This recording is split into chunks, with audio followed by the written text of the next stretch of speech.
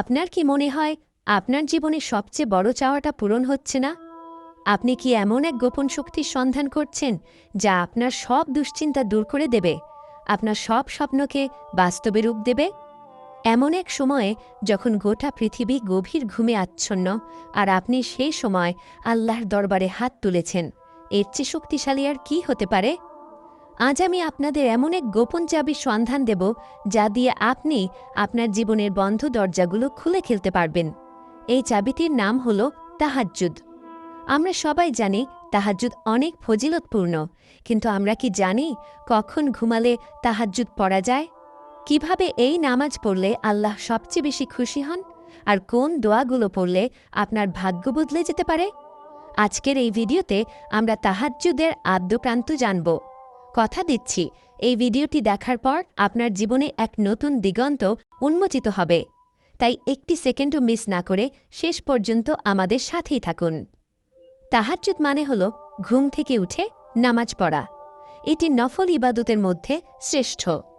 আল্লাহ তাআলা পবিত্র কুরআনে এরশাদ করেছেন, আর রাতের কিছু অংশে তাহাজ্জুদ পড়ো, এটা তোমার জন্য অতিরিক্ত।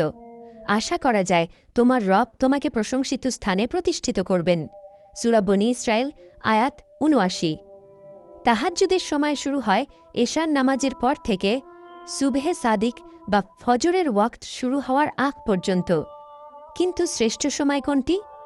নবীজি সাল্লাল্লাহু আলাইহি ওয়াসাল্লাম বলেছেন, আল্লাহ তাআলা রাতের শেষ তৃতীয়াংশে দুনিয়ার আসমানে নেমে আসেন এবং বলতে থাকেন, কে আছো আমাকে ডাকবে, আমি তার ডাকে সাড়া দেব।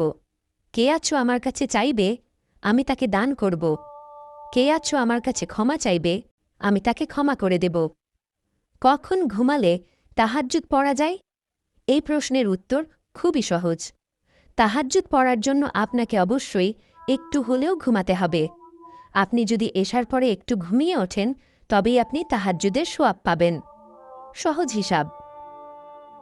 রাতের শেষ তৃতীয়াংশ হল তাহাজ্জুদের শ্রেষ্ঠ সময়। যদি রাত ১০টায় শুরু হয়ে ভোর ৪টায় শেষ হয়, ৬ ঘণ্টা, তবে শেষ ২ ঘণ্টা অর্থাৎ রাত ২টা থেকে ভোর ৪টা হল শ্রেষ্ঠ সময়। তাই আপনি যদি রাত ১১টা বা ১২টার মধ্যে ঘুমিয়ে পড়েন এবং ২টো বা ৩টের দিকে উঠতে পারেন, তবে আপনি সহজেই এই বরকতময় সময়টি ধরতে পারবেন।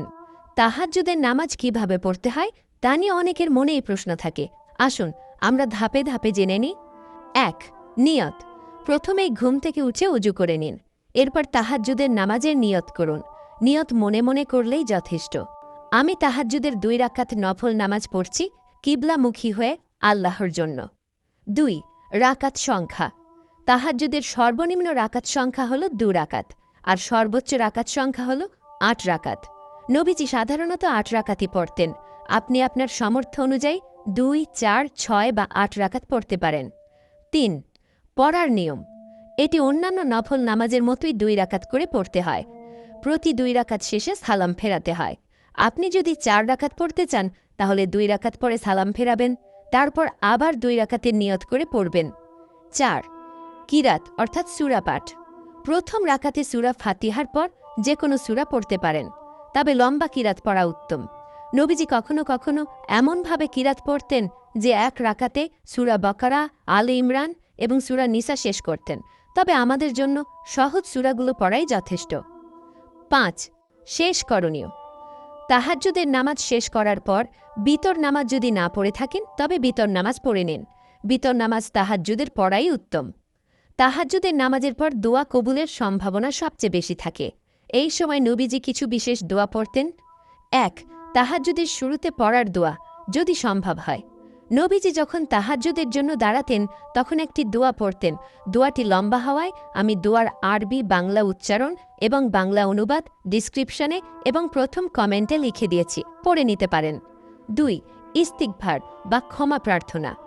এই সময় বেশি বেশি ইস্তিগফার বা ক্ষমা প্রার্থনা করুন, কারণ আল্লাহ এই সময় ক্ষমা প্রার্থীদের ক্ষমা করে দেন। ৩. আপনার ব্যক্তিগত দোয়া। এরপর আপনার জীবনের সব চাওয়া পাওয়া, কষ্ট, দুশ্চিন্তা আল্লাহর কাছে তুলে ধরুন। এই সময় আপনার ভাষা যেমনই হোক না কেন, আল্লাহ আপনার মনের কথা শোনেন। আপনার সন্তানের জন্য দোয়া করুন, আপনার বাবা মায়ের জন্য দোয়া করুন, আপনার রিজিকের বরকতের জন্য দোয়া করুন, আপনার জীবনের সব সমস্যার সমাধানের জন্য দোয়া করুন। মনে রাখবেন, এই সময় আল্লাহ আপনার সবচেয়ে কাছে থাকেন, তাই মন খুলে চান। তাহাজ্জুদের ফজিলত এত বেশি যেটা বলে শেষ করা যায় না। এটি শুধু একটা নামাজ নয়, এটি হলো মুমিনের জন্য মর্যাদার সিঁড়ি। এই নামাজের মাধ্যমে আল্লাহর নৈকট্য লাভ করা যায়। নবীজি বলেছেন, তাহাজ্জুদ হলো আল্লাহর নৈকট্য লাভের অন্যতম শ্রেষ্ঠ মাধ্যম। যে ব্যক্তি রাতের গভীরে ঘুম ত্যাগ করে আল্লাহর সামনে দাঁড়ায়, আল্লাহ তাকে ভালোবাসেন। তাহাজ্জুদ নামাজ অতীতের গুনহা মুছে দেয় এবং ভবিষ্যতে গুনহা থেকে বাঁচিয়ে রাখে। এটি শরীর থেকে রোগ ব্যাধি দূর করে। নবীজি বলেছেন, জান্নাতে এমন কিছু ঘর আছে যা বাইরে থেকে ভেতর দেখা যায় এবং ভেতর থেকে বাইরে দেখা যায়। এই ঘরগুলো তাদের জন্য যারা ১.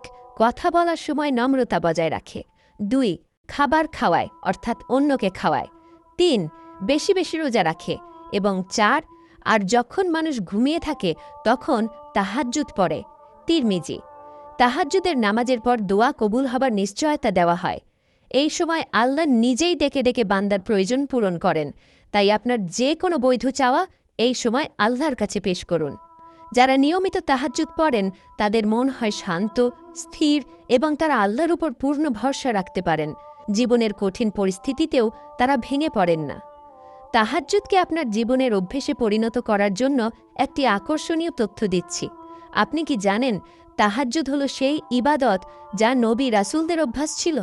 এমনকি আমাদের প্রিয় নবীর পায়ের পাতা তাহাজ্জুদ পড়তে পড়তে ফুলে যেত। সাহাবায়ে কেরামও এই নামাজকে নিজেদের জীবনের অংশ করে নিয়েছিলেন। তাহলে আপনি কিভাবে শুরু করবেন? ছোট্ট করে শুরু করুন। প্রথমে সপ্তাহে ১ বা ২ দিন তাহাজ্জুদ পড়ুন। অ্যালার্ম সেট করুন। ফজরের ২০-৩০ মিনিট আগে অ্যালার্ম সেট করুন। দৃঢ় সংকল্প। মনে রাখবেন, শয়তান আপনাকে ঘুম থেকে উঠতে দেবে না। তাই আল্লাহর উপর ভরসা রেখে দৃঢ় সংকল্প করুন। তাহাজ্জুদ শুধু একটি নামাজ নয়, এটি হলো আপনার আর আল্লাহর মধ্যেকার এক গোপন চুক্তি। যখন সবাই ঘুমিয়ে থাকে তখন আপনি জেগে উঠে আল্লাহর সাথে কথা বলেন, আর আল্লাহ সেই বান্দাকে কখনো খালি হাতে ফিরিয়ে দেন না। আমরা আশা করি আজকের এই ভিডিওটি আপনার তাহাজ্জুদের নামাজ সম্পর্কে সব দ্বিধা দূর করেছে। যদি ভিডিওটি ভালো লেগে থাকে তাহলে অবশ্যই একটি লাইক দিন। আপনার বন্ধুবান্ধব ও পরিবারের সাথে শেয়ার করুন, যাতে তারাও এই বরকতময় ইবাদতের অংশীদার হতে পারেন। আর কমেন্ট করে জানান আপনি আজ রাত থেকে তাহাজ্জুদ শুরু করছেন কিনা। পরবর্তী ভিডিওতে দেখা হবে। সেই পর্যন্ত ভালো থাকুন, সুস্থ থাকুন এবং আল্লাহর হেফাজতে থাকুন। আসসালামু আলাইকুম ওয়া রাহমাতুল্লাহ।